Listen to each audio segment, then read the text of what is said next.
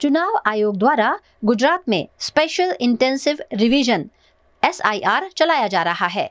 इस अभियान के अंतर्गत नए मतदाताओं के नाम जोड़ने, पुराने नामों में सुधार करने और मतदाता सूची को अद्यतन करने का कार्य किया जा रहा है। इसी क्रम में वडोदरा के म्युनिसिपल कमिश्नर अरुण महेश बाबू को स्पेशल डिस्ट्रिक्ट इलेक्शन ऑफिसर के रूप में नियुक्त किया गया है, जो शहर में पूरे अभियान की निगरानी करेंगे। आप तमाम जानो छो कि गईकाले गांधीनगरना मीटिंग पछी इलेक्शन कमिशन द्वारा महानगरपालिकाओनी विस्तारमां स्पेशल DO तरीके અને એડિશનલ DO તરીકે મ્યુનિસિપલ કમિશનરની નિમણૂક ગઈકાલની ઓર્ડરમાં ઇસ્યુ કરવામાં આવી છે। આ ખાસ સ્પેશિયલ ઇન્ટેન્સિવ રિવિઝન જે લગભગ 2002 પછી 2025માં અત્યારે 12 સ્ટેટ્સમાં કરવામાં આવી રહ્યા છે। આ સંદર્ભમાં ગુજરાતમાં પણ અત્યારે આ કામગીરી શરૂ કરી દેવામાં આવી છે। એમાં ડિસ્ટ્રિક્ટ ઇલેક્શન ઓફિસર અને કલેક્ટરશ્રીના ટીમ દ્વારા આ કામગીરી શરૂ કરી દેવામાં આવી છે। સિટી વિસ્તારમાં મોટાભાગના મતદારો રહેતા હોય છે, એ ધ્યાને લઈને ઇલેક્શન કમિશન દ્વારા સિટી વિસ્તાર માટે મ્યુનિસિપલ કમિશનરને સ્પેશિયલ DO અને એડિશનલ DO તરીકે ઓર્ડર અત્યારે કરવામાં આવી રહ્યા છે। એટલે મહાનગરપાલિકાના ટીમ પણ આજ અમે ઓર્ડર કરી રહ્યા છે। લગભગ 1250 કર્મચારીઓને ઇલેક્શનની કામગીરીમાં આજથી અમે ઓર્ડર કરી રહ્યા છે અને એમની ફર્સ્ટ ટ્રેનિંગ આજે સાંજે લગભગ 4 વાગે સયાજી નગરગૃહ ખાતે અમે આયોજન કરી છે।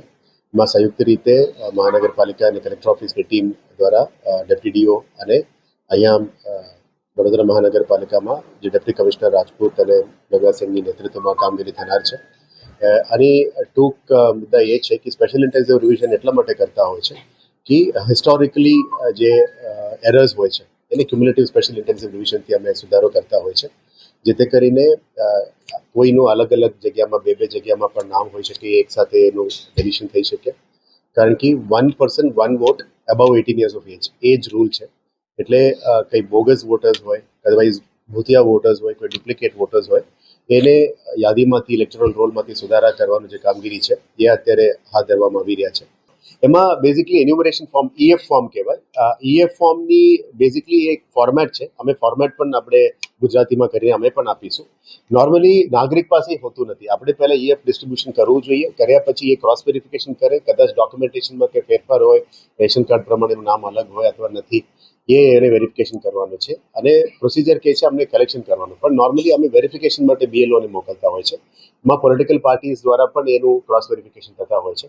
એટલે આ જે માહિતી છે, કન્ફ્યુઝન છે, એને દૂર કરવા માટે જ અમે આવતીકાલથી અલગ અલગ સેન્ટર્સ ઊભું કરવાના છે। જેને પણ એવું કંઈ ક્લારિફિકેશન લેવાનું છે અથવા રીસબમિટ કરવાનું છે, આ સેન્ટર ઉપર આવીને આપ કરી શકો છો। કાલે ફર્સ્ટ ફેઝમાં અમે કરીને આ સેન્ટર્સની નોટિફિકેશન પણ કરવાના છે। મોટાભાગમાં અતિથિ ગૃહ હોય, આપણા સ્કૂલ્સ હોય, અદરવાઇઝ કોલેજીસ યુનિવર્સિટીઝ હોય, જ્યાંથી ડાયરેક્ટલી ડેટા એન્ટ્રી પણ થઈ શકે અને જે BLO એપ છે, BLO એપમાંથી પણ નોટિફિકેશન્સ આવીને રેડ ફ્લેગ કરીને પણ આવી ગયું છે। એવા ઘરમાં અમે પહેલા જ મોટાભાગમાં પ્રાયોરિટી આપવાના છે। એટલે આ કન્ફ્યુઝન દૂર રહે એના માટે આજ સાંજે જે ફરીથી ટ્રેનિંગ આપીને અમારા BLOs અને એમના જે વોલન્ટિયર્સ, આપણે BLOsને સપોર્ટ કરવા, ફાસ્ટ કામ કરવા માટે વોલન્ટિયર્સની પણ નિમણૂક કરવાના છે। ECIની વેબસાઇટ ઉપર આની જાણકારી છે। VMC is not empowered for that. ECIની વેબસાઇટ ઉપર આ માહિતી છે અને આજના ટ્રેનિંગ પછી જે માહિતી આપને જોઈએ છે એનું પણ અમે પ્રોપર રીતે પ્રેસ રિલીઝ તમને ઇસ્યુ કરીશું।